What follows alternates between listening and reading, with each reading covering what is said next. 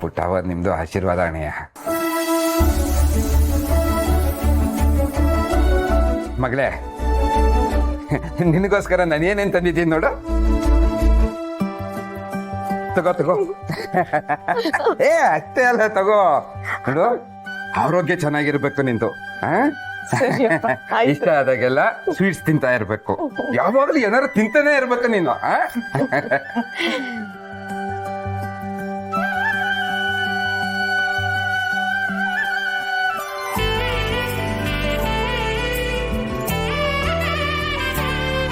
ನೀನ್ ಬಂದಿದ್ಯಲ್ಲ, ಇನ್ ಮ್ಯಾಕ್ ಅವಳು ಇನ್ನೂ ಚಂದಕ್ಕಿತ್ತ.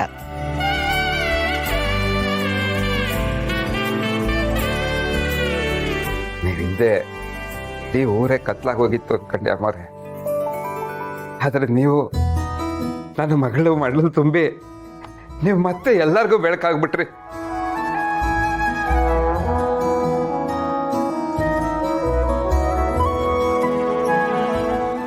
ಋಣ ನಾನು ಯಾವತ್ತೂ ಮರೆಯಲ್ಲ ಮಾರೆ.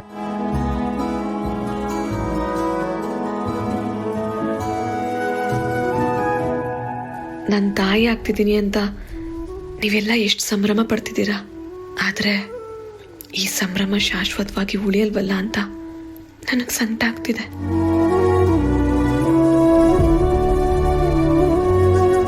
ನಾವು ಸ್ನೇಹನ್ ಸಂದಾಕ್ ನೋಡ್ಕೊಂಡ್ರೆ ಅವಳು ಹೊಟ್ಟೆಗಿರೋ ಅಮ್ಮವ್ರನ್ನು ಸಂದಾಕ್ ನೋಡ್ಕೊಂಡಂಗೆ ಆಯ್ತದೆ ಗಂಗಾಧರಪ್ಪ.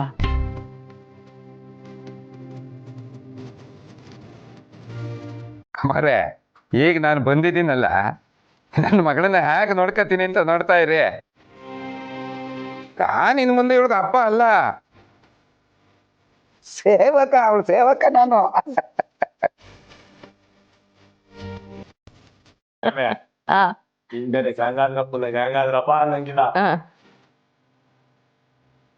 ಸೇವಕಪ್ಪ ನನಗೇನು ಅಭ್ಯಂತರ ಇಲ್ಲ.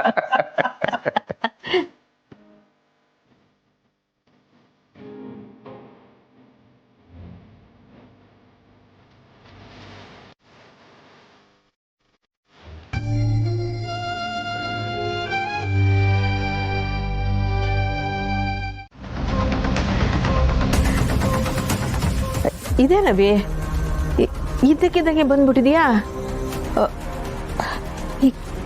ಏನಾಯ್ತು? ಏನಾಯ್ತು ಅಂತ ನಾನು ಹೇಳ್ತೀನಿ ಪುಟ್ಟಕ್ಕ.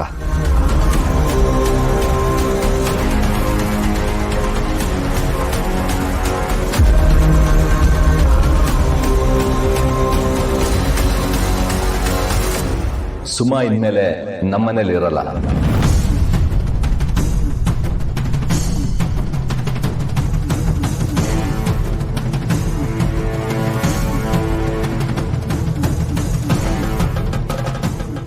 ಇರಲ್ವಾ? ಯಾಕೆ? ಅಯ್ಯಯ್ಯೋ, ಗಾಬರಿ ಆಗ್ಬೇಡಿ. ಇರಲ್ಲ ಅಂದ್ರೆ ಇನ್ನೊಂದು ತಿಂಗಳು ನಮ್ಮ ಮನೇಲಿ ಇರಲ್ಲ ಅಂತ ಹೇಳಿದ್ದಷ್ಟೆ.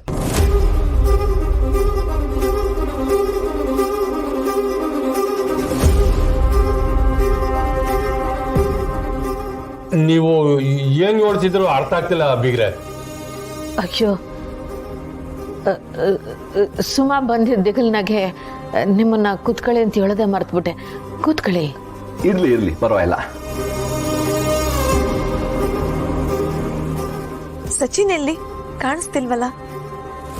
ಸಚಿನ್ ಮನೇಲೇ ಇದ್ದಾನೆ. ನಾನು ಸುಮನ ಬಿಟ್ಟು ಹೋಗೋಣ ಅಂತ ಬಂದೆ. ಈ ಕೇಶವಪ್ಪ ಏನೋ ಪ್ಲಾನ್ ಮಾಡ್ಕೊಂಬಂದವನಲ್ಲ. ಸಚಿನ್ ಸುಮನ್ ಶಾಂತಿ ಮುಹೂರ್ತಕ್ಕೋಸ್ಕರ ನಮ್ಮ ಗುರುಗಳನ್ನ ಮನೆ ಕರೆಸಿದ್ದೆ. ಅವರು ಸುಮನ್ ಜಾತಕ ನೋಡಿ ಮದುವೆಯಲ್ಲಿ ಒಂದು ಸಣ್ಣ ದೋಷ ಆಗಿದೆ ಅಂತ ಹೇಳಿದ್ರು.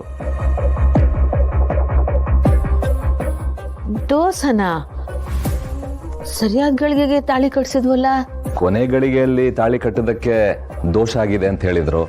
ಇನ್ನೊಂದು ತಿಂಗಳು ಗಂಡು ಹೆಣ್ಣಿಗೆ ಶಾಂತಿ ಮುಹೂರ್ತ ಇಲ್ಲ ಅಂತ ಹೇಳಿದ್ರು. ಅಯ್ಯಯ್ಯ,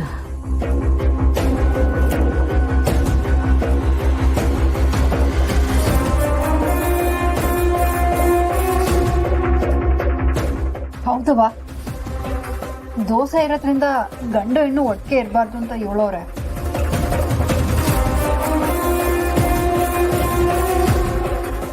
ಇಬ್ಬರು ಆಸೆ ಪಟ್ಟು ಮದುವೆ ಆಗಿದ್ದಾರೆ. ನಮ್ಮ ಮುದ್ದಿನ ಮಕ್ಕಳು. ಅವ್ರ ಜೀವನ ಚೆನ್ನಾಗಿರೋ ಥರ ನೋಡ್ಕೊಳ್ಳೋದು ನಮ್ಮ ಕರ್ತವ್ಯ ಅಲ್ವಾ? ಇವನಂತೂ ಸಾಮಾನ್ಯದವನಲ್ಲ.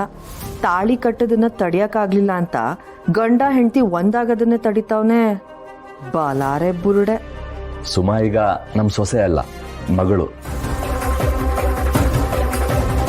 ಅವಳನ್ನ ಮದುವೆ ಆಗಿದ್ದು ಒಂದೇ ದಿನಕ್ಕೆ ತವ್ರ ಮನೆ ಕರ್ಕೊಂಬಂದು ಬಿಡಕ್ಕೆ ನನಗೂ ಸಂಕಟ ಆಗ್ತದೆ.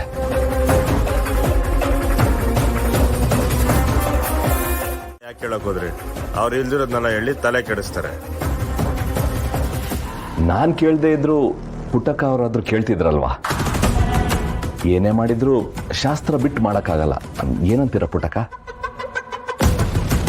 ಇವ್ರ ಮಾತು ದಿಟನೇ ಅಲ್ವೇ? ಹೀಟೇ ಆಗೈತೆ, ಇನ್ನು 1 ತಿಂಗಳು ಕಾಯೋದ್ರಾಗ ಏನೂ ಆಗಕ್ಕಿಲ್ಲ ಅಲ್ವೇ? ಇರ್ಲಿ ಬಿಡಿ. ಶಾಂತಿ ಮುಹೂರ್ತ ಬೇಕಾದ್ರೆ 1 ತಿಂಗಳು ಬಿಟ್ಟೆ ಆಗ್ಬಹುದು. ಸುಮಾ ಅಲ್ಲೇ ಇರ್ಬೋದಿತ್ತಲ್ವಾ? ಹತ್ತಿ ಬೆಂಕಿ ಒಂದೇ ಕಡೆ ಇದ್ರೆ ಗೊತ್ತಿಲ್ಲದೆ ತಪ್ಪಾಗೋದು ಸಹಜ. ಅವ್ರಿಗೇನೋ ವಯಸ್ಸು, ಆದ್ರೆ ನಾಳೆ ಜೀವನ ಹಾಳಾದ್ರೆ ಸಂಕಟ ನಮ್ಗಲ್ವಾ?